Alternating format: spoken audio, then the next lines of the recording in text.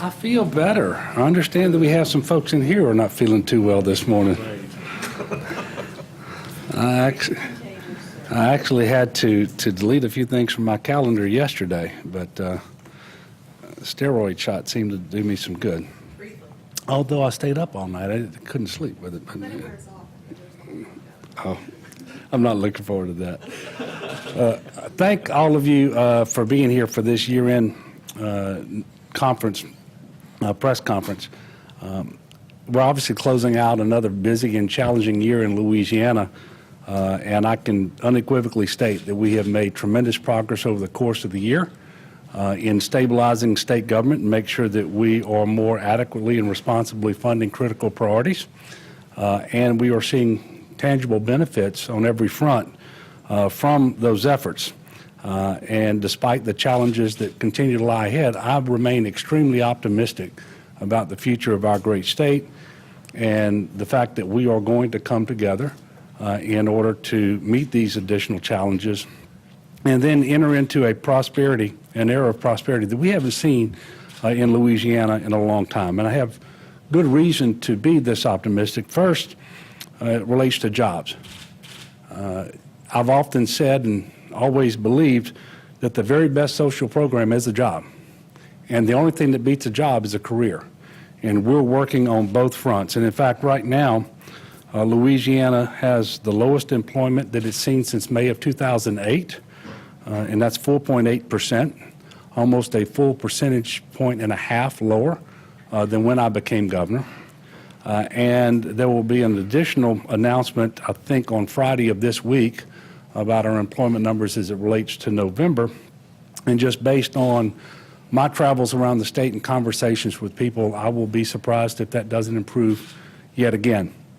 The largest economic development project in our state's history, relative to permanent direct jobs at one site, was announced recently in New Orleans, where DXC Technologies will invest significantly in the central business district of New Orleans, and in fact this week actually completed the lease agreement on the space that they will occupy in the Freeport-McMoran building there on Poydras Street. But that announcement was for 2,000 permanent direct jobs and another 2,200 indirect jobs. And that's an indication of our state moving forward. We have plenty of reason to be optimistic that these job numbers are going to continue for some period of time based on the number of projects that have been announced and around the state, and the fact that we have more foreign direct investment in Louisiana than any other state in the nation. And that's extremely helpful as we move forward, especially when you consider that there are a couple sectors of our economy where we have the most jobs ever, and those are construction jobs and healthcare. And look, we know that there are other sectors of our economy and other geographic regions that are not doing as well. And so we certainly are not saying it's mission accomplished. We got a long way to go, but we're going to continue to work on that. Thank you. Then the outlook for the state in terms of the fiscal condition is improving as well, and I think it's related largely to the job creation. It's been very helpful to have the jobs created, and we actually see some signs that wages are improving as well in order to stabilize the state's budget situation, but more importantly, the families that sit around those dinner tables, their particular situation is better as well. But the state ended last fiscal year on June 30th, 2017 with a projected surplus of somewhere between $122 and $129 million. Now, it's been a long time since the state of Louisiana talked about surplus. We did that despite the fact that was the year where we had the largest ever budget deficit projected going into it of over $2 billion, and we had to successfully and responsibly respond to 2 mid-year budget reductions in that fiscal year. We were able to do that. and working with all the folks in the administration, but most especially with the Commissioner, Jay Darden, in a very disciplined fashion, we were able to close that year out with the surplus that I just mentioned. More importantly, I suspect for most people is in the current year, we do not anticipate a mid-year deficit, and that'll be the first time in 8 years.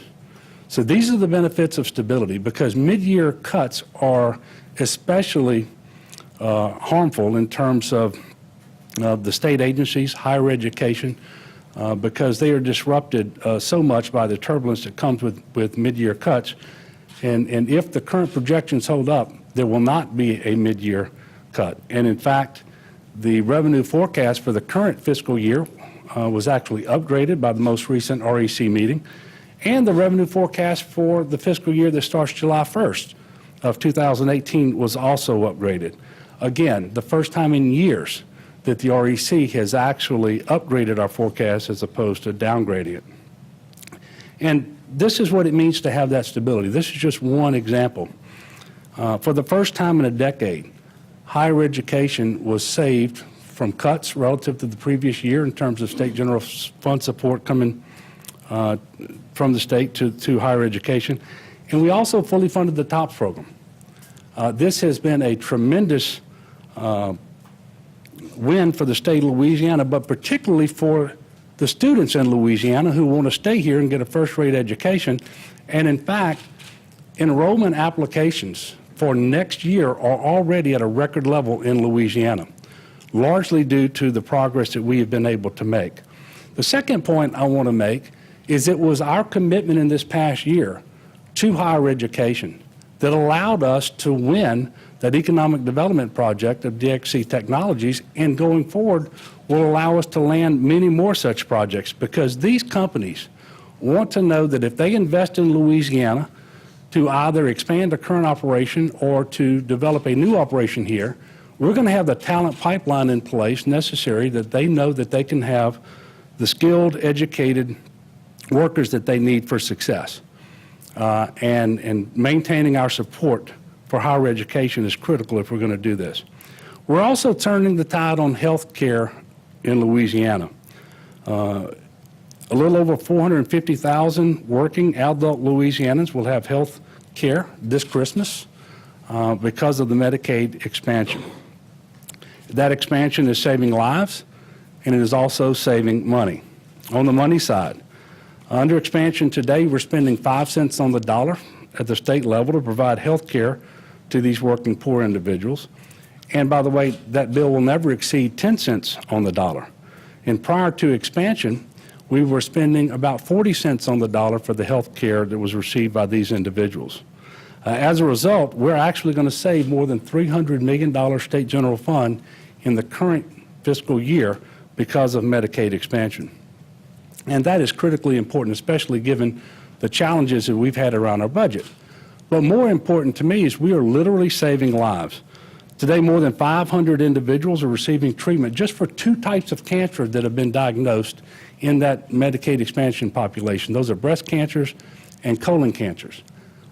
They would not have received the diagnosis when they did, and they would not be receiving treatment, but for the fact that that Medicaid card allowed them access to the diagnostic evaluations that they needed.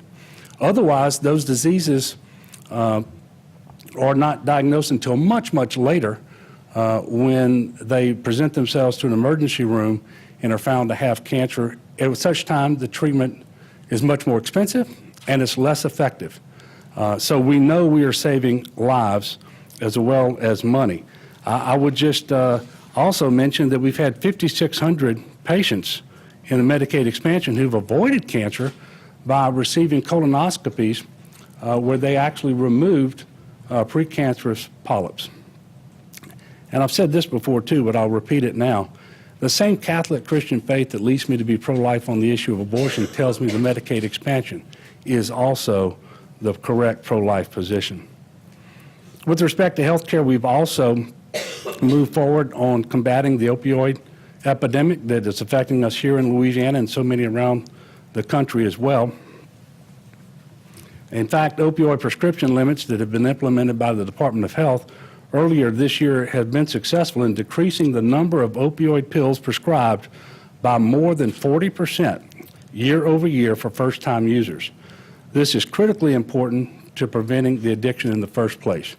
And we also know that the number of prescriptions that are being issued by physicians and the number of pills being prescribed are both down by 2% and by 3% respectively.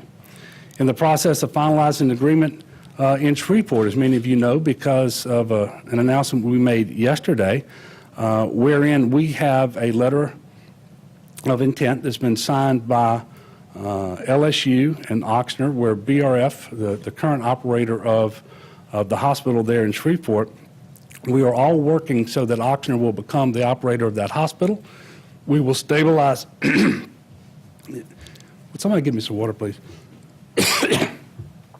And I do apologize. I'm a little bit under the weather. But we're going to stabilize and strengthen both the hospital in Shreveport and the medical school. And this is consistent with my long-term stated commitment to making sure that medical school stays in Shreveport, and that we actually strengthen it over time as we are able to do so. And we also want to make sure that the very best possible care is being rendered in the hospital there in Shreveport. And we're excited about what this partnership will allow us to do going forward.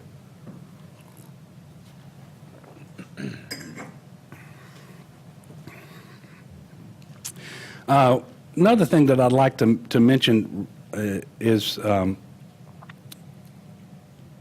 fact that the Department of Children and Family Services continues to do very good work under difficult circumstances, given the budget constraints that agency continues to face. But DCFS was the lead agency in sheltering 2,400 neighbors from Texas during Hurricane Harvey. And by the way, it was an absolute first-class shelter, probably the best shelter operation that I have personally seen in my time involved in state government. And I did get a call from Governor Abbott in Texas, who told me that he had received reports of it as well, and he wanted me to express my thanks not just to that department, but to the people of Louisiana who were good neighbors when they needed it. And a lot of people don't know this, but we actually had first responders, National Guardsmen, state police, fire marshals officers, and officers of wildlife and fisheries who went into southeast Texas around Vidor, Orange, and Port Arthur, and actually rescued more than 3,000 Texans because the Texas authorities couldn't get to them. And certainly that's a highlight of our year as well. So I wanted to mention that, and then thank them so much for their work, but also to thank the Cajun Navy, who took individuals and boats further into Texas, primarily around the Houston area, and rescued so many more. That's what it means to be a neighbor. With respect to the Department of Children and Family Services, we also launched the Louisiana Fosters with the First Lady, and Donna's doing a great job with that. It connects fosters parents with the support systems they need in their communities, and it links government, faith groups, nonprofits, businesses, and community members in that effort. And also this year, we set another record for adoptions out of the foster care system, with 771 children adopted. This is the most ever in 1 year, and the previous record was last year. And that's what makes it especially noteworthy. Now, we've also made smarter investments on crime to make our communities safer. We changed the way we approach the public safety in Louisiana with bipartisan criminal justice reforms that passed overwhelmingly in both the House and the Senate, focusing on nonviolent, non-sex offenders to reduce our incarceration rate and improve public safety, using strategies that have been effectively implemented in other southern conservative states. The implementation has gone smoothly, and we'll continue to work with our Criminal Justice Reform Oversight Council to further ensure proper implementation and that the reinvestment dollars are being used properly. This is going to be critically important because we still have, as you all know, this fiscal cliff looming, and the temptation will be there to take the dollars saved through the criminal justice reform efforts and just use those to meet the deficits. Well, that's not what we should do. That's not what the legislature said last year we should do, and we know that we're going to have to be disciplined and take 70% of those dollars and reinvest them into that system so that there are more alternatives to incarceration, there are more treatment opportunities for people with mental illness and addiction disorders, and more educational opportunities so that individuals do reenter society with a better chance to succeed. That will be critically important. We also know that next year Congress is going to consider criminal justice reforms at the national level, and there's no doubt that they will look to Louisiana and some other states for guidance in that effort. And in fact, just last month I was invited to the White House to brief several individuals there on our reform efforts here in Louisiana. So these are just some of the accomplishments that we've had this year. And as you all know, we've had more than our fair share of challenges, but we are meeting those challenges, and the next challenge we have to meet is the fiscal cliff. And I think most of you were with me earlier this week when we addressed the plan to fix the fiscal cliff. I'd like to do that obviously in a special session in February, and we will only call that special session, however, if there is an agreement in principle between myself and legislative leadership as to how we will address the cliff. I look forward to having more conversations with the Speaker and the President shortly after the new year, and we'll do everything that I can to make sure that we do reach that agreement and we can fix that problem in a special session. That's the most responsible way forward. And then once we are successful doing that, I'll look for Louisiana to have the stability and predictability that we're going to need going forward to make sure that we can invest in our critical priorities the way that we should, and that we have a tax structure that is actually designed such that as the economy grows, the revenue will grow too, so that we can increase those investments over time and not have the sustained period like we've had recently, where we've just had a dwindling amount of revenue with which to meet our most essential obligations and priorities. Now, with that, I'm going to get another sip of water, and I'm going to take your questions.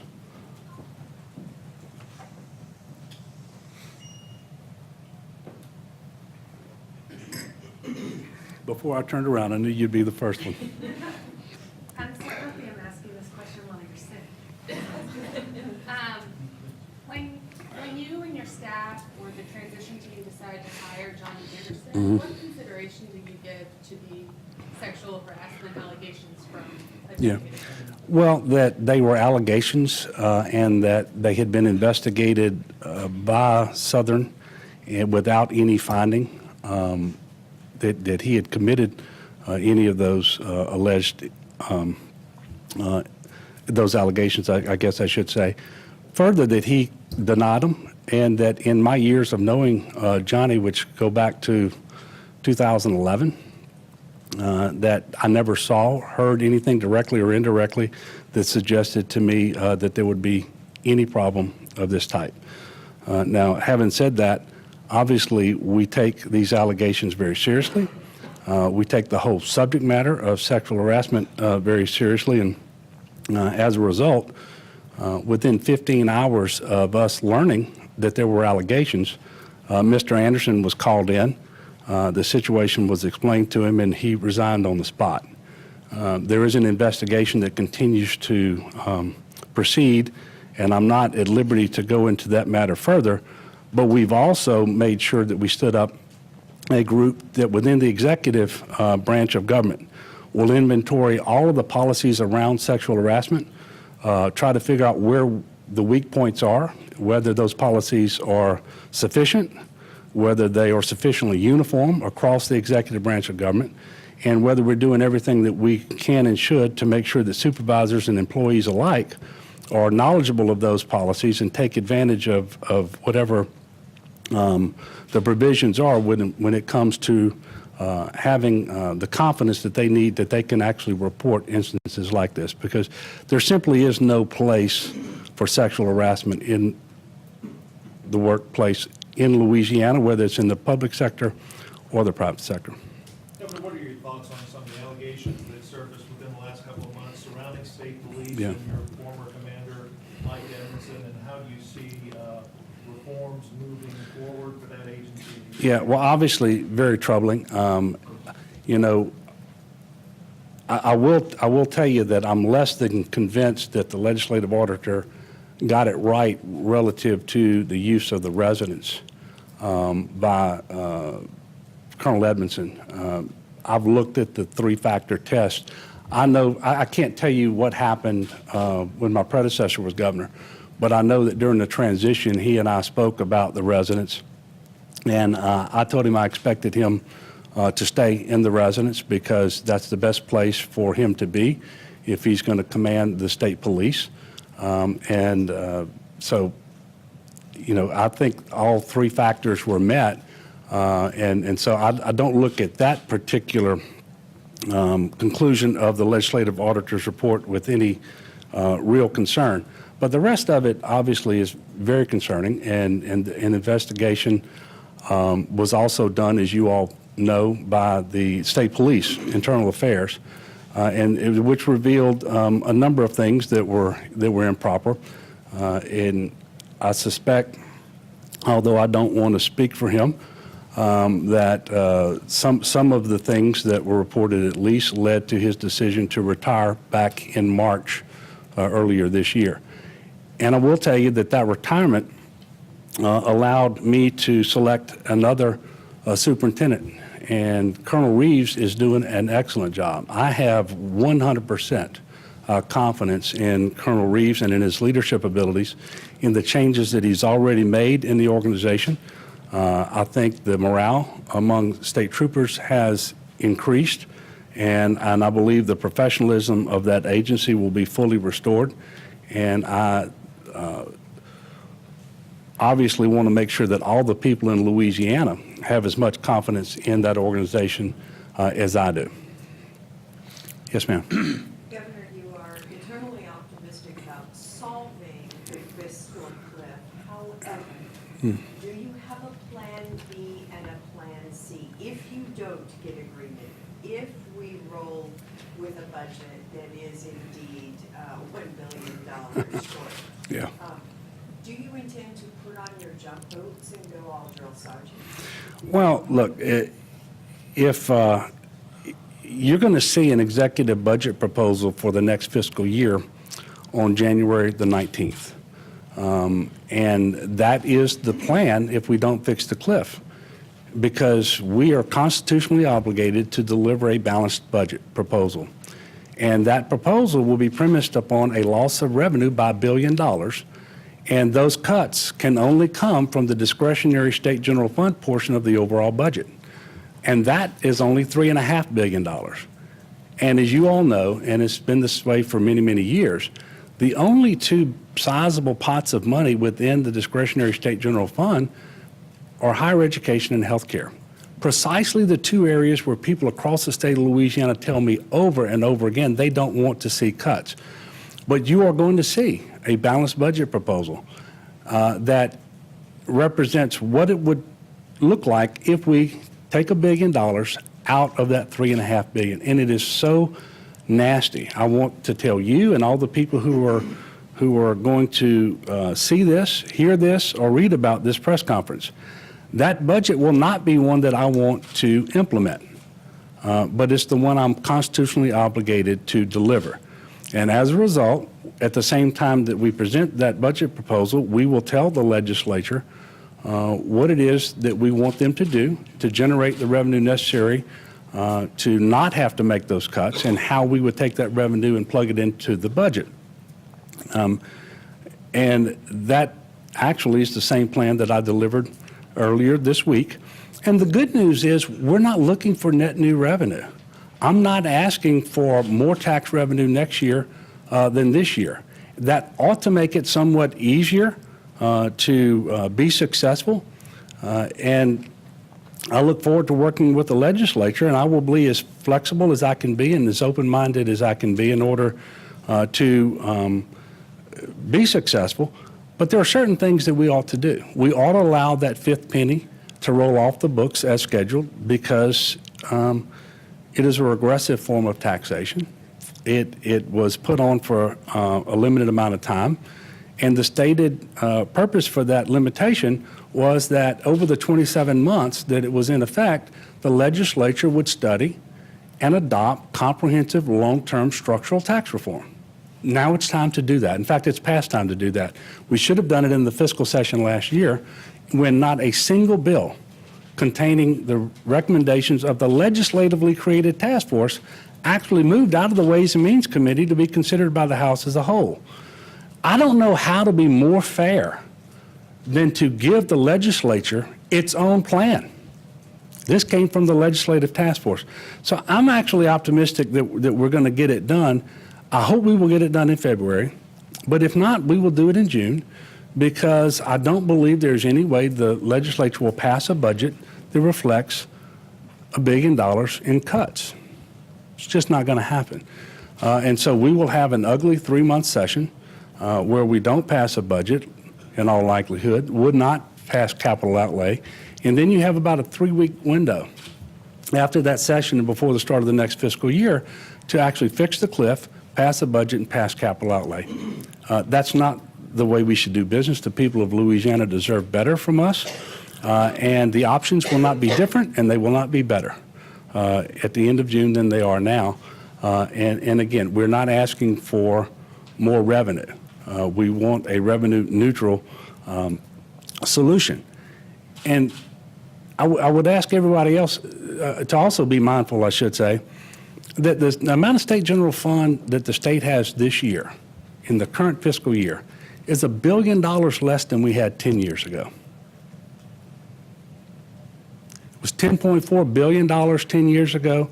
It is $9.4 billion this year. And without fixing this cliff, it will be $8.4 billion next year. And that would prevent us from maintaining the stability, for example, that we've enjoyed recently with higher education. It will compromise our abilities to land economic development wins and job creation going forward, as well as to deliver a whole host of state services relative to the partner hospitals, relative to optional Medicaid services, the ability to house inmates and to do all sorts of things that we as a state do and that the people of Louisiana rely upon us for. And so that's sometimes, the optimism comes not so much because you believe people will look at things differently than they have in the past, but because they're just going to be that much closer to the edge of the cliff. And it creates a sense of urgency. And I believe that that's something that we should take advantage of. Yes, sir. Speaking on that, your budget or your tax plan, do you have any updates on the brackets now that we have a better sense of what Congress is going to be passing this week? And do you have any thoughts on the congressional tax bill? Well, generally speaking, we know that if there is a federal tax cut for corporations and for individuals, that the income tax to Louisiana from corporations and individuals, that revenue should increase. That's because we have deductions for those taxes that are paid. And so if you pay less taxes, then the deduction gets smaller. They'll pay more state taxes. It is too early to have the models that you need to estimate what the impact will be because of these changes.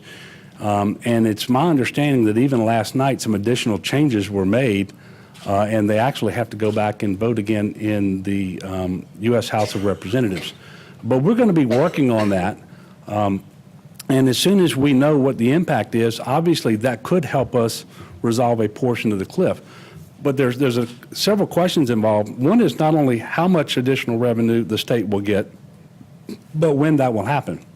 One of the things that I've always been willing to do is to use some part of that fifth penny of sales tax as a bridge to the new structure. And the new structure would relate both to the structure that we create by legislation here, but also what they're going to do in Congress and in fact are doing in Congress. And so once we can figure out if there's additional revenue that we will receive because of the tax cut bill that appears will be passed into law today, And when that will take place, then I can agree to extend some portion of the penny to bridge us until that actually happens. And so those are the only comments that I have right now. I will tell you, though, it is a very large bill. This is the most significant tax change legislation in 3 decades, and it is not at all clear exactly how it will impact the state of Louisiana. But you know, we will be able to learn more over time, and as soon as we do, we will certainly share that information with you all, because it's going to be critically important that when we present that balanced budget proposal on January the 19th, that we take this into consideration. And so I've asked Secretary Kimberly Robinson at the Department of Revenue to make sure that she's on a timeline, if at all possible, so that we have a good estimate of the amount of revenue that we can expect to come to the state as a result of what they're doing in Congress and when. And by the way, I should probably tell you this. I've said for a long time that if we don't have an agreement to fix the cliff, I'm not going to call a special session in February. I don't want to call a special session just for the sake of calling it. When you need 70 votes to do things, if you don't have legislative leadership on board, it's very difficult to get it done. And the time that I'm going to put on that will be January the 19th, the day we present our executive budget proposal to the legislature. If we don't have an agreement by that date, I don't expect that I'll be calling a special session in February. Yes, ma'am. Governor, right now there are multiple reviews of the state's sexual harassment policies in place, including the task force that you've appointed. Given the resignation of Mr. Anderson and also your 8 years that you were in the state legislature, I'm curious what your thoughts are. Do you think that there is a sexual harassment problem in state government in Louisiana? Well, what I know is that human beings work in state government just like they work in the private sector, just like they work at news organizations, different, whether it's in academic settings or in entertainment. And if you just look at the headlines from around the country, you see that there are no boundaries beyond which these things, can't penetrate. And so I would say that we have a problem in government just like anywhere else. But we have probably a special obligation to make sure that we're doing all that we can. And we are concentrated on doing that going forward for sure. And I see where the legislature is also studying the rules that they have and see whether they're as robust as they need to be. I think that's happening both in the House and the Senate. We're going to do it at our level as well. And I would encourage local government to make sure that they are doing the same. Last question. Yes, ma'am. I'm just wondering if, I know that there are certain requirements of how you have to spend part of the $120 million surplus, but there is a lot of money that you have wiggle room with how you can decide to spend it. Have you set up an idea of where you want to spend those dollars yet? Do you have priorities? Do you want to refill all the money borrowed from the rainy day fund, or do you have other ideas for how it should be used? Well, we have a certain percentage that has to go to the rainy day fund. A certain percentage has to go to the UAL. And beyond that, you have flexibility, but only within certain areas. And I'm not yet ready to make a recommendation on that, but we're actually, that'd be one of the things we're going to be working with the legislature on. And, I believe that there was actually some legislation passed last year that may further limit what we can do with the surplus beyond what those traditional limits were.